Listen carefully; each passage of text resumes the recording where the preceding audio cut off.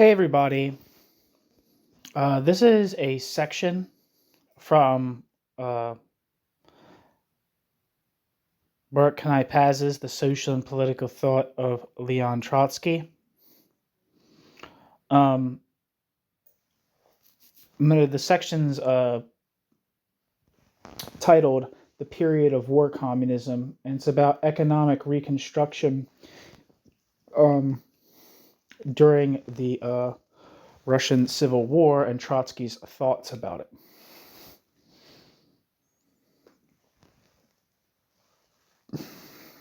So, let's see.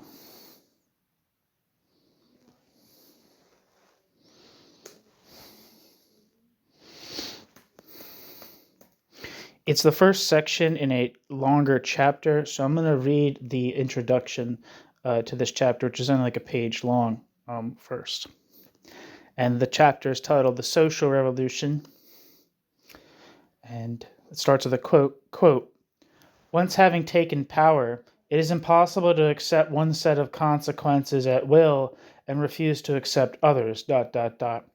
And once having taken over production, the proletariat is obliged, under the pressure of iron necessity, to learn by its own experience a most difficult art, that of organizing a socialist economy.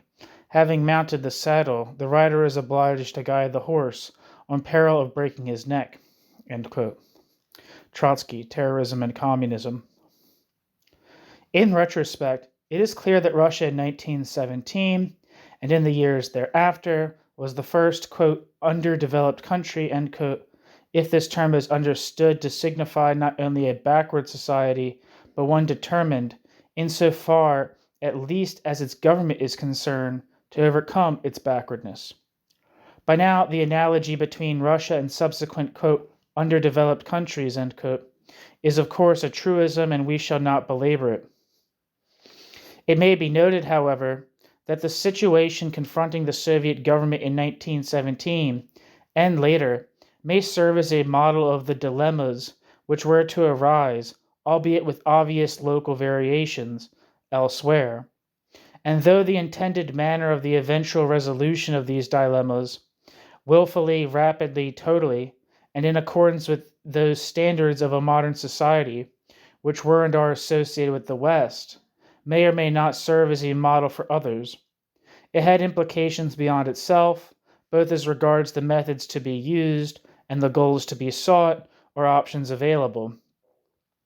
The main obstacles to change in Russia were, of course, the primitiveness of economic production and the paucity of material resources. Not potential for Russia was not naturally poor, but actual. The lack of internal capital, of machinery, of basic commodities, and the limited trade possibilities resulting from the fact that agriculture was the only source of exports, all these, not to mention other factors, combined to create the need for contradictory economic policies which, sooner or later, would issue in a well-known vicious circle. On the one hand, to raise capital and sustain the economy, agriculture had to be encouraged. On the other hand, to transform the economy, agriculture had to be undermined or exploited for the sake of industry. Beyond this, however, there lay obstacles to change, which were of a different kind and ultimately of a more complicated nature. Even if one assumes that in principle a way can be found out of purely economic problems, their practical resolution is obviously dependent on the degree of social and cultural change, on the nature of the human resources available at any one time. In 1917, and for many years to come, Russia was characterized by all those features now commonly associated with, quote, underdevelopment. Inured traditional ways and norms of life, a largely uneducated population, the absence of initiative and ambition, or, as it has sometimes been called, the spirit and the ethic of modern economic life, and, perhaps above all, the lack of a vital, homogeneous social class capable of spearheading change. Russia, of course, was always far more westernized than most, if not all, quote, underdeveloped countries. Everything is relative. but there is a point at which differences in degree do not affect similarities in kind. How are these problems to be overcome? In examining Trotsky's ideas in this connection, it is important to note at the outset that just as in 1917, Trotsky had become reconciled to the fact that the Revolutionary Party would have to act as the political substitute for the workers, so in subsequent years Trotsky would resign himself to the fact that the party, or government, must continue substituting itself in the economic and social revolution as well. The idea, in other words, that the workers could fill the social void created by the absence of a middle class was seen, even by Trotsky, to be a fiction. However, it is also important to point out that although at one level Trotsky was to address himself to problems of economic reconstruction or modernization as such, Trotsky's animating motivation remained to bring about change in accordance with socialist principles. For the truth of this, we need not rely upon Trotsky's rhetoric alone. We may look, as we shall do now, at the different ways in which Trotsky approached economic problems as against social and cultural problems, ways which show that Trotsky clearly distinguished between change as such and socialist change. And we may look as well, as we shall do in the next chapter, at the importance Trotsky simultaneously attached to a world revolution and the consequent limits Trotsky attributed to the possibilities of socialism in Russia alone. All right, so that's the introduction. Here's the introduction to another section that the piece I'm reading, the piece I'm reducing this video to is in. So, Section 1, Economic Reconstruction. The economic history of the early years of Soviet Russia is conveniently divided into two periods, that of war communism from the middle of 1918 to the middle of 1921, and that of the new economic policy from the year of 1921 to approximately 1926. Footnote. This chapter deals with the period extending roughly from 1918 to 1927, that is, to the virtual end of the new economic policy and to the effective exclusion of Trotsky from all power. End footnote. Footnote. Officially, the new economic policy was not abandoned until some years later. On the NEP's 10th anniversary in 1931, the NEP was still claimed to be in effect. In fact, however, the turn against the conception of the new economic policy and policies aimed at reducing the growth of the private sector began in 1926. For accounts of the first decade of the Soviet economy, see in particular the following: E.H. Carr's History of Soviet Russia, especially the Bolshevik Revolution, Book 2, 1917 to 1923, Book 2, the Interregnum, 1923 to 24, and Socialism in One Country, 1924 to 26. Also, Maurice Dobbs' Soviet Economic Development Since 1917, and Alec Nova, An Economic History of the USSR, published in 1969.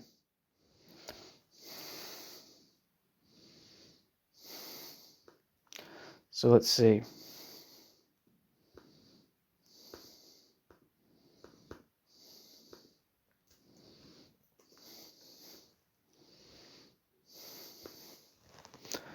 So, for the Bolshevik Revolution, 1917 to 1923, Volume 2, by E.H. Carr says, the second volume discusses the regime's economic policies, the Civil War and the subsequent series of radical measures known as, quote, war communism, the revolt of the peasants, and the catastrophic decline of industry that forced Lenin to institute the new economic policy, NEP.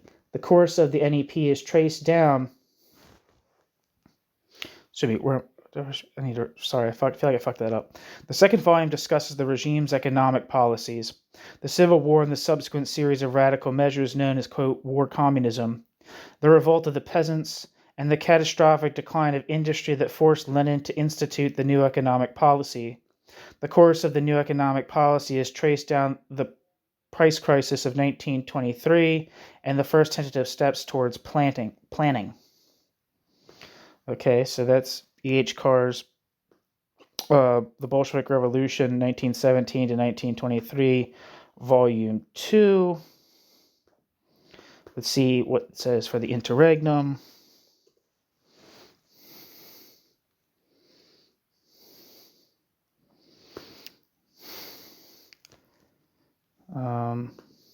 The description for this book says, covers the period of confusion and uncertainty during the months of Lenin's last illness and the first weeks after Lenin's death. The Times Literary Supplement commented that the interregnum, quote, is in every respect up to the standard of the previous volumes, rich and solid in the fabric of historical fact, ranging widely over the economic, social, and political problems, painstaking in research and lucid in presentation.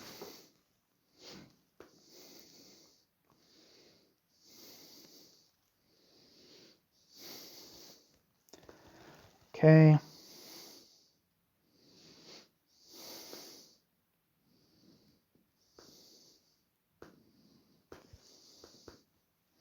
Socialism in One Country, 1924 to 26 by E.H. Carr.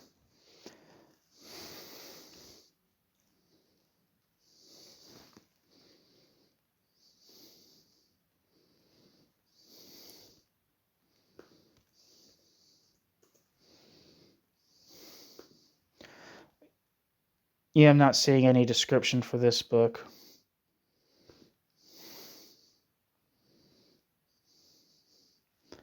So, after that, Maurice Daub, Soviet Economic Development since 1917, 6th edition, London, 1966.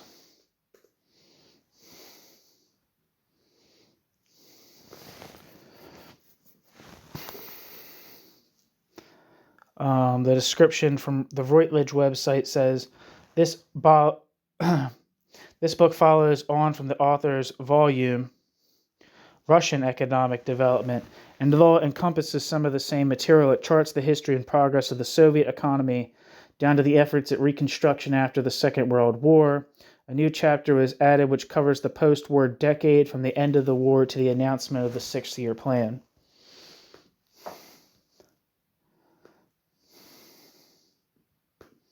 And finally, Alec Nova, An Economic History of the USSR.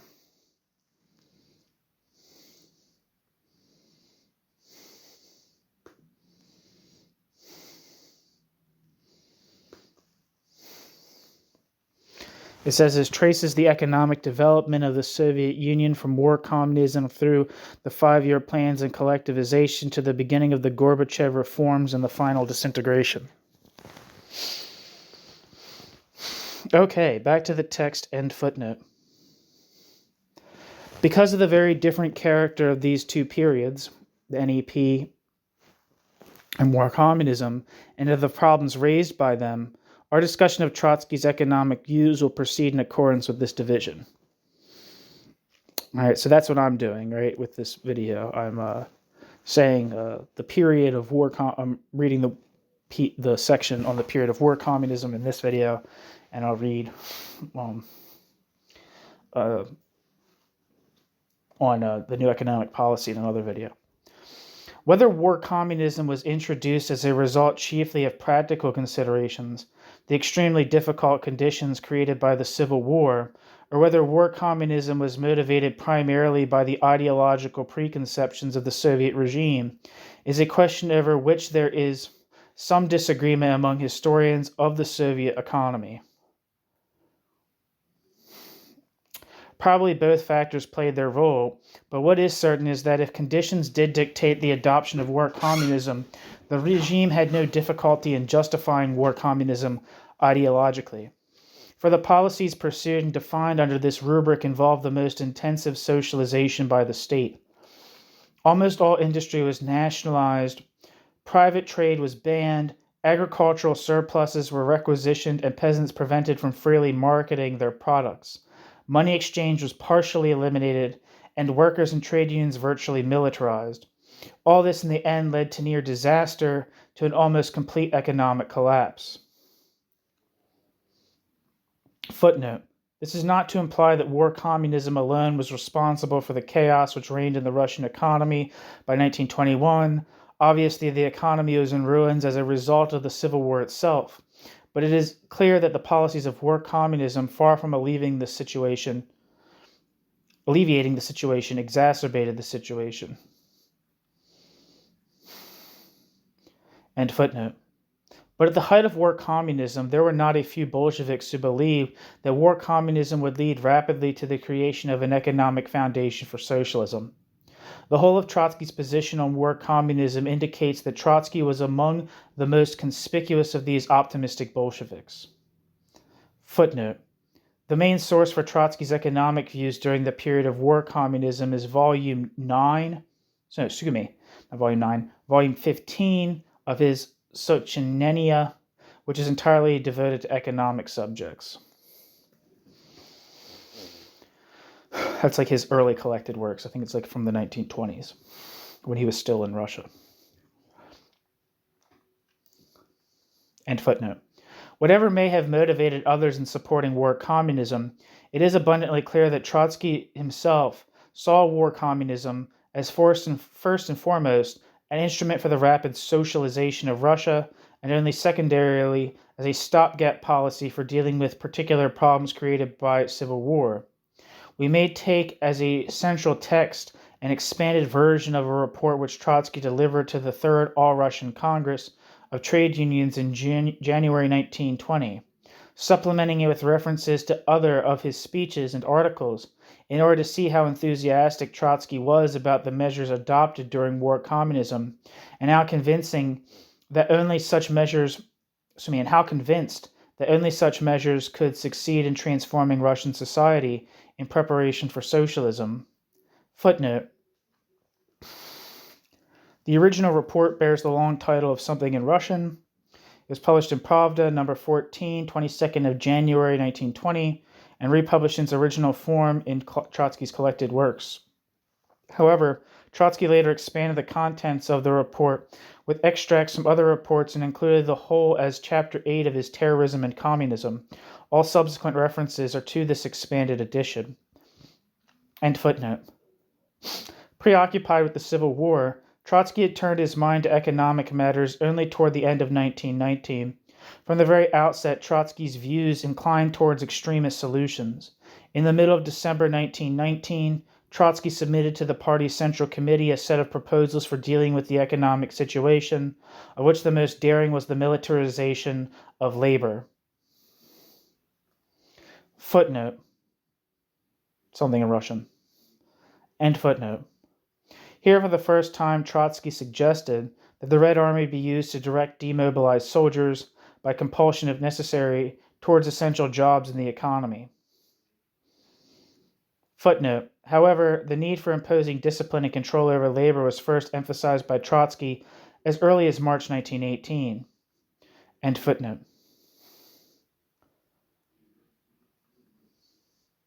In spite of the immediate controversy which this proposal aroused, Trotsky not only clung to the idea but initiated a campaign to have it accepted. Towards the middle of January 1920, Trotsky appeared before trade union leaders and argued that the economic situation was so critical that the most drastic of solutions, the complete militarization of labor, even if it involved the most extreme use of force and compulsion, was absolutely essential. Footnote. Trotsky's view, from 1920 onwards, that trade unions should be merely an appendage of the state is well known, as is Lenin's difference over this issue with Trotsky. See Carr, The Bolshevik Revolution, Book 2, pages 200 to 229. The trade union bias remained deeply ingrained in Trotsky. See, for example, Trotsky's extreme strictures in later years against syndicalism, collected in the pamphlet Leon Trotsky on the Trade Unions, published in 1969. End footnote.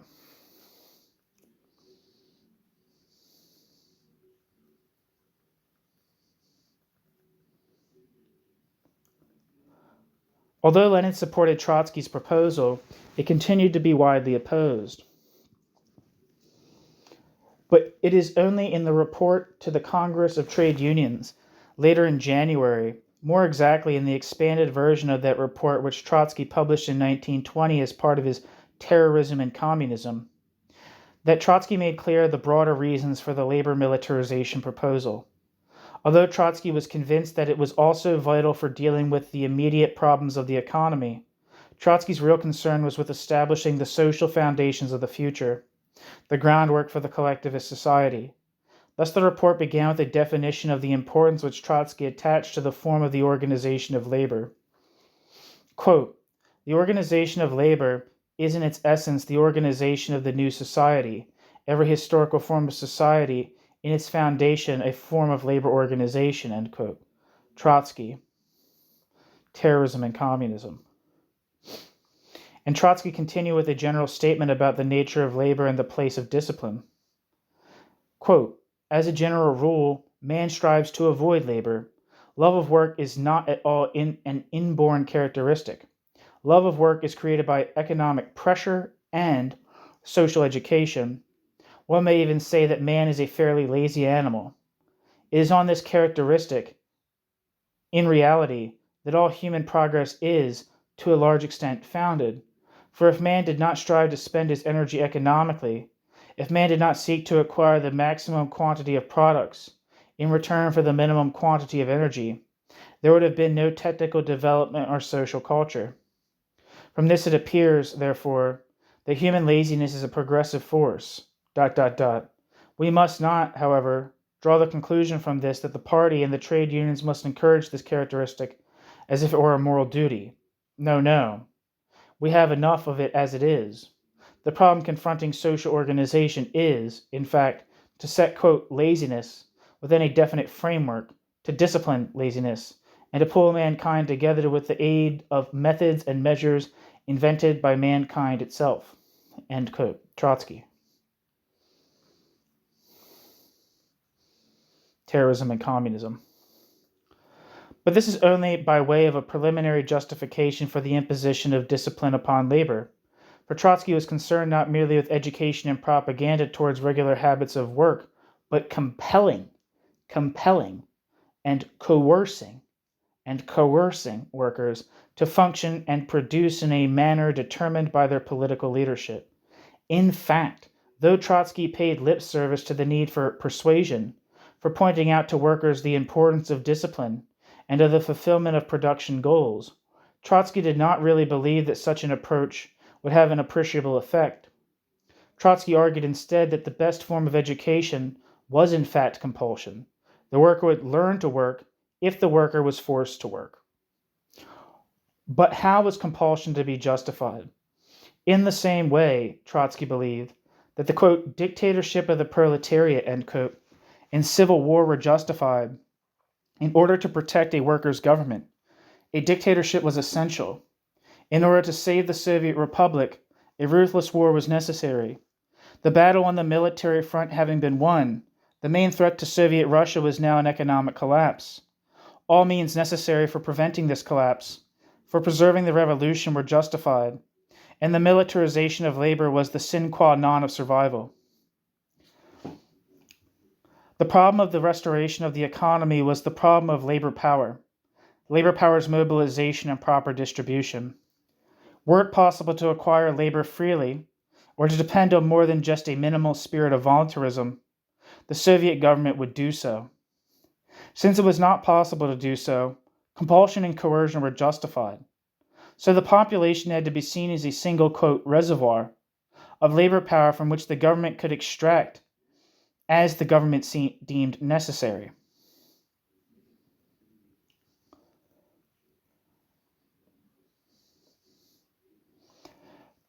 Beyond this immediate justification for the recourse to compulsion, however, there lay the larger question of the, quote, road to socialism, end quote. Not only was compulsory and militarized labor essential to restore the economy, it was a necessary aspect of the transition to socialism. It is this claim which was the most interesting element in Trotsky's views, and was immediately raised anew the issue, raised anew the issue of socialism and backwardness. Thus Trotsky affirmed, quote, It is beyond question that to step from bourgeois anarchy to socialist economy without a revolutionary dictatorship and without compulsory forms of economic organization is impossible, end quote. Trotsky, Terrorism and Communism. And Trotsky added, quote, "We are for regulated labor on the basis of an economic plan, obligatory for the whole people and consequently compulsory for each worker in the country. Without this, we cannot even dream of a transition to socialism. The element of material, physical compulsion may be greater or less. That depends on many conditions, on the degree of wealth or poverty of the country, on the heritage of the past, on the general level of culture, on the condition of transport, on the administrative apparatus, etc., etc. But obligation and, consequently, compulsion are essential conditions for overcoming bourgeois anarchy, securing socialization of the means of production and labor, and reconstructing economic life on the basis of a single plan." End quote. Trotsky, Terrorism and Communism.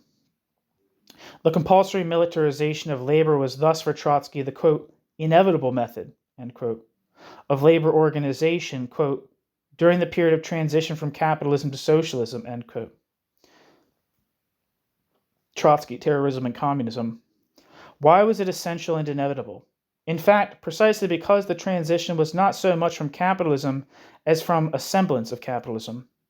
The very fact of the backwardness of Russian capitalism meant that Russian society lacked the habits of labor and social production. Quote, "Russian capitalism, as a consequence of Russian capitalism's lateness, Russian capitalism's lack of independence, and Russian capitalism's resulting parasitic features, has had much less time than European capitalism to technically educate the laboring masses, to train and discipline the laboring masses for production. The problem is now in its entirety imposed upon the industrial organizations of the proletariat." End quote. Trotsky, Terrorism and Communism.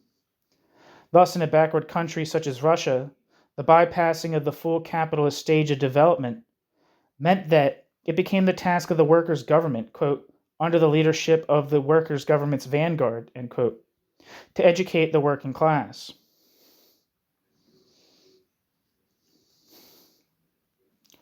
But since this could not be done by market mechanisms as in bourgeois society, compulsion became unavoidable and, in fact, desirable.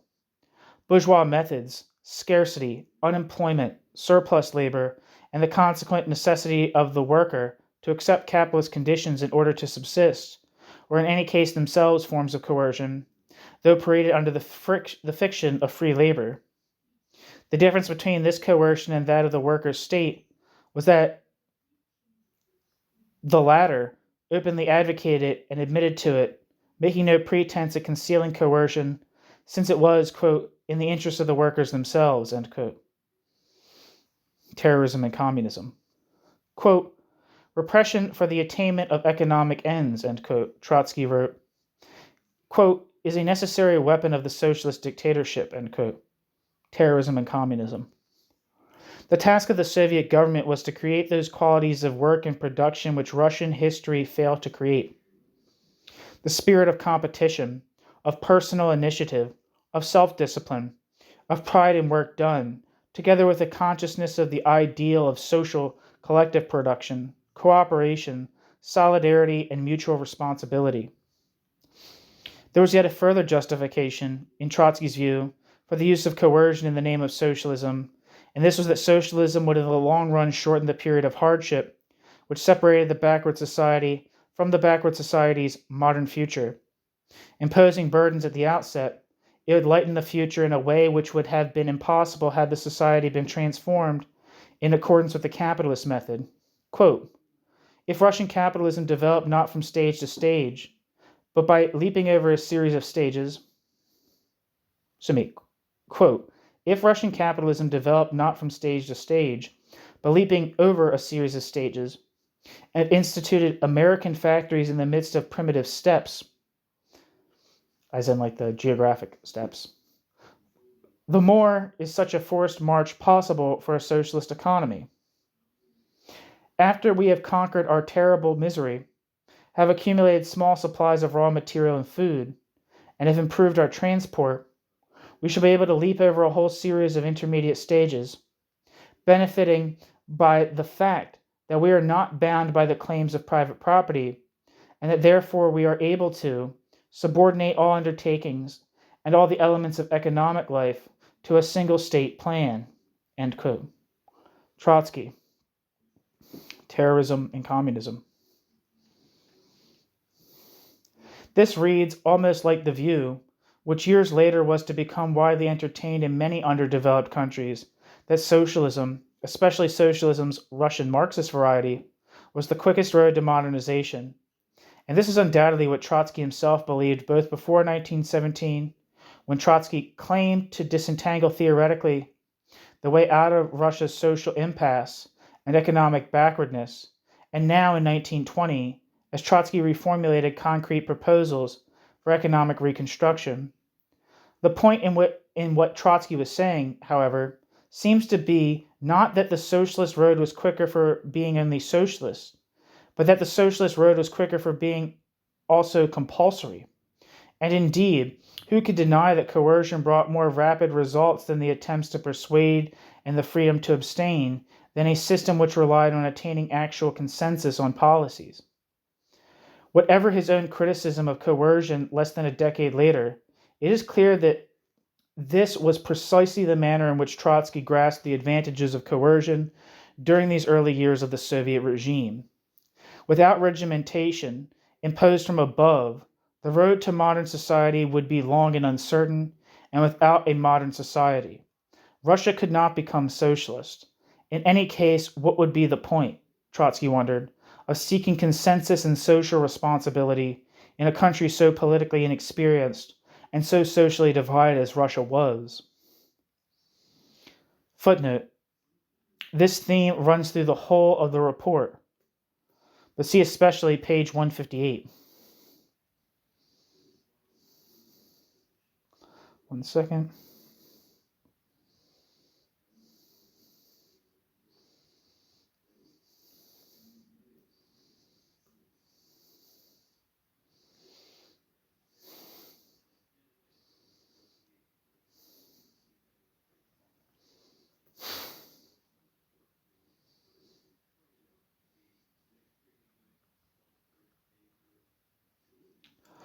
End footnote.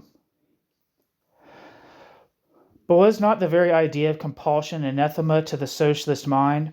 On the contrary, in Trotsky's view, the idea of compulsion was intrinsically a part of the way to socialism in a backward society, though not of socialism itself. The period of transition was in fact a period entirely characterized by the use of unpalatable but necessary and desirable methods.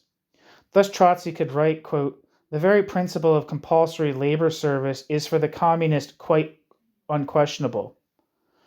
Quote, he who works not, neither shall he eat," end quote. And as all must eat, all are obliged to work, end quote. Trotsky. Terrorism and Communism. And so the, quote, element of state compulsion not only does not disappear from the historical arena, but on the contrary will still play for a considerable period an extremely prominent part, end quote. Trotsky. Terrorism and Communism.